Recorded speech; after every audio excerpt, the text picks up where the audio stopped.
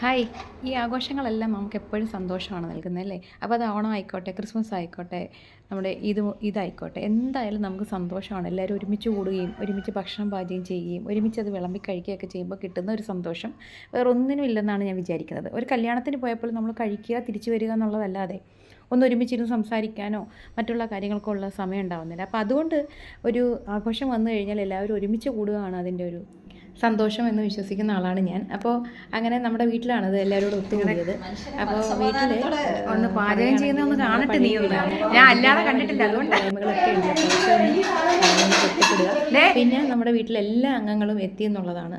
നമുക്ക് കുറേ മുതിർന്ന ആൾക്കാരുണ്ട്, നടക്കാൻ ബുദ്ധിമുട്ടുള്ള ആൾക്കാരുണ്ട്, പ്രായമായവരുണ്ട്. അപ്പോൾ എല്ലാവരും എല്ലാത്തിലും പങ്കെടുക്കുകയും സന്തോഷിക്കുകയൊക്കെ ചെയ്തു. പിന്നെ വരാൻ പറ്റാത്തവർ വിദേശത്തുള്ളവരൊക്കെ വീഡിയോ കോളൊക്കെ ചെയ്ത് നമ്മളോടൊക്കെ സംസാരിച്ചു.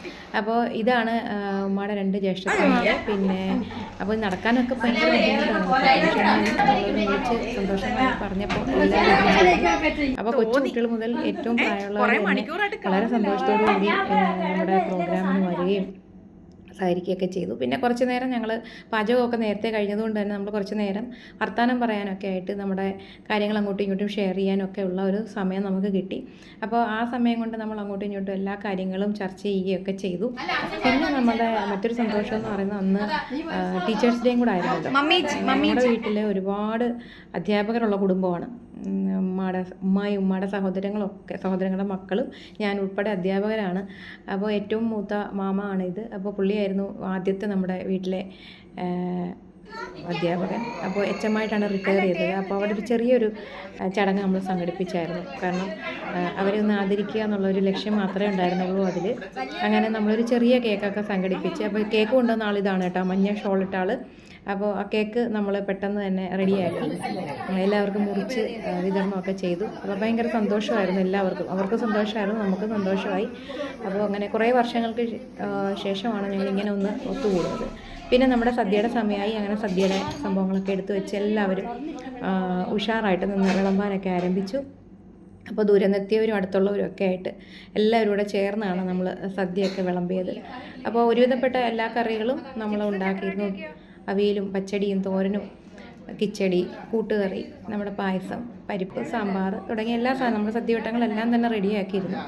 ഇങ്ങനെ ചില നിമിഷങ്ങൾ നമുക്ക് കിട്ടിക്കഴിഞ്ഞാൽ നമ്മുടെ ജീവിതത്തിൽ അത് മറക്കില്ല അല്ലേ? അപ്പോൾ അങ്ങനെ നമ്മുടെ വീടുകളിലെല്ലാം ഇതുപോലെ ഇടയ്ക്കൊക്കെങ്കിലും നമ്മളൊന്ന് ഒരുമിച്ച് കൂടുന്നത് നന്നായിരിക്കുമെന്നാണ് എൻ്റെ ഒരു തോന്നൽ. കാരണം പല ചെറിയ കുഞ്ഞുങ്ങൾക്കും നമ്മുടെ പഴയ തലമുറ അറിയില്ല. അപ്പോൾ അങ്ങനെയൊക്കെ അവർ അറിയാനും പരസ്പരം അവർ സഹകരിക്കാനൊക്കെ ഉള്ളൊരു അവസരം കൂടിയായിട്ട് ഈ ആഘോഷങ്ങളെല്ലാം നമ്മൾ മാറ്റണം. അപ്പോൾ ഇതിനിടയ്ക്ക് തന്നെ നമ്മൾ സദ്യയൊക്കെ വിളമ്പി കുറച്ച് പേര് കഴിച്ചു. കാര്യം എല്ലാവർക്കും കൂടെ ഒരുമിച്ചിരിക്കാനുള്ള സൗകര്യം ഇല്ലാത്തത് കൊണ്ട് കുറച്ച് ആൾക്കാരാണ് ഇരുന്നത്. അപ്പോൾ ആദ്യം പുരുഷന്മാരെയൊക്കെ ഇരുത്തി നമ്മൾ ഭക്ഷണമൊക്കെ വിളമ്പി കഴിഞ്ഞതിന് ശേഷം പിന്നീടാണ് നമ്മൾ സ്ത്രീകളിരുന്നത്. അപ്പോൾ സ്ത്രീകളിരിക്കുമ്പോൾ നിങ്ങൾക്ക് അറിയാമല്ലോ, കുറേ നേരം എടുത്ത് നമ്മൾ വർത്തമാനമൊക്കെ പറഞ്ഞ് സംസാരിച്ച് ബഹളം ഉണ്ടാക്കിയൊക്കെയാണ് നമ്മൾ ഭക്ഷണം കഴിക്കുന്നത്. അപ്പോൾ അതൊക്കെ ഒരു സന്തോഷമാണ്. നമ്മൾ ഒന്നിനുമല്ല, എന്നാൽ പോലും നമ്മുടെ ആ സന്തോഷം, കുറച്ച് സ്ട്രെസ്സ് നിറഞ്ഞ ലൈഫിന് ഒരു റിലാക്സേഷൻ കിട്ടുന്ന ഒരു മൊമെൻറ്റൂടാണ് നമുക്ക് സ്ത്രീകൾക്ക് പ്രത്യേകിച്ച് ഈ ഒരു ഒത്തുകൂടൽ. അപ്പോൾ തീർച്ചയായിട്ടും ഇങ്ങനെയുള്ള ഒത്തുകൂടൽ നിങ്ങളുടെ വീട്ടിലുണ്ടെങ്കിലും അതൊക്കെ ഒന്ന് ക്യാപ്ചർ ചെയ്ത് വെക്കുക. പിന്നീടുള്ള സമയങ്ങളിൽ നമുക്കിത് എടുത്തു നോക്കുമ്പോൾ കിട്ടുന്ന ഒരു സന്തോഷം അത് പ്രവചിക്കാൻ പറ്റാത്ത ഒരു സംഭവമാണ്. അപ്പോൾ വിളമ്പലെല്ലാം കൊച്ചു കുട്ടികൾ ഏറ്റെടുത്തു. കാര്യം അത് അവർക്കും ഒരു എക്സ്പീരിയൻസ് ആണ്. കാര്യം ഇതുവരെ ഭക്ഷണം വിളമ്പിയിട്ടില്ലാത്ത ആൾക്കാർ, അമ്മമാർക്ക് അല്ലെങ്കിൽ ചേച്ചിമാർക്ക് അല്ലെങ്കിൽ അനിയത്തിമാർക്കൊക്കെ ഭക്ഷണം വിളമ്പി കൊടുക്കുന്ന ഒരു സംഭവം കൂടി ഇതിനിടയ്ക്കുണ്ട്. അപ്പോൾ എല്ലാം കൊണ്ടും അടിപൊളിയായിരുന്നു നമ്മുടെ ഓണം.